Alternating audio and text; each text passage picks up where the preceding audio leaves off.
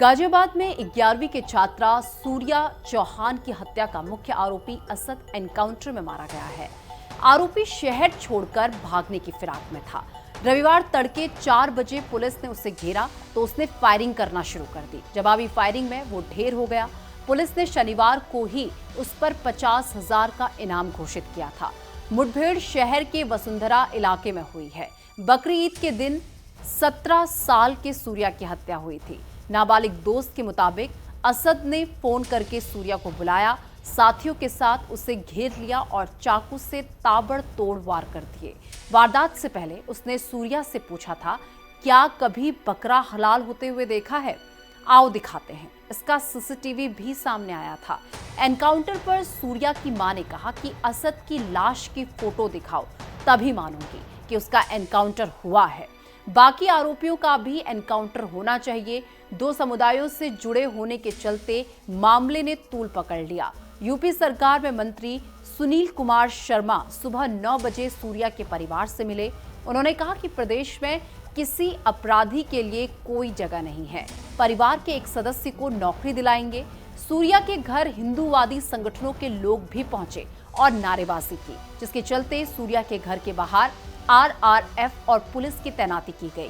बाजार बंद करा दिया गया। वहीं असद का शव पोस्टमार्टम हाउस में रखा गया। उसके घर पर ताला लगा हुआ है। परिवार के लोग फरार हैं। शनिवार को 10 घंटे हंगामा चला था। हिंदू संगठन सड़क पर उतर आए थे और परिजन ने सूर्या का अंतिम संस्कार करने से इनकार कर दिया था।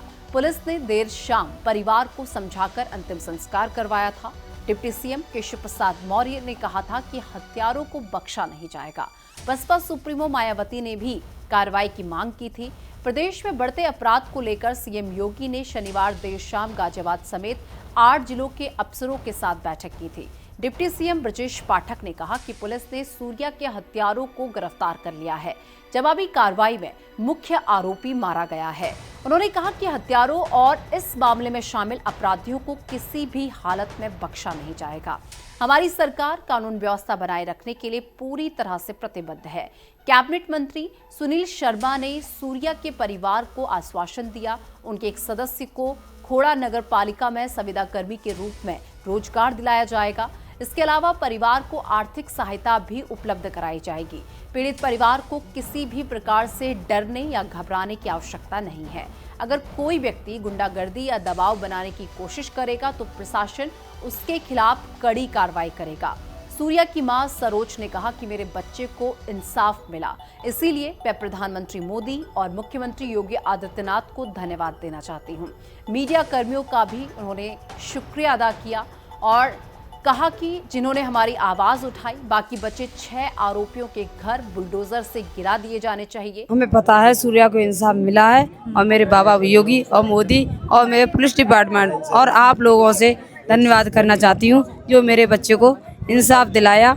अभी भी 6 और हैं, उनका भी इनकाउंटर होना चाहिए और 6 के घरों बुलडोजर चलाना चाहिए, चाहे यहाँ पे मकान हो या फिर गाँव में हो। लेकिन जिस प्रकार उन लोगों ने हमें रोड पे किया है उसी प्रकार उनको भी रोड पे ही लाना चाहिए। जहां घटना हुई है उस इलाके में तनावपूर्ण स्थिति है। एहतियातन के तौर पर 5 थानों की पुलिस फोर्सेस बुलाई गई हैं।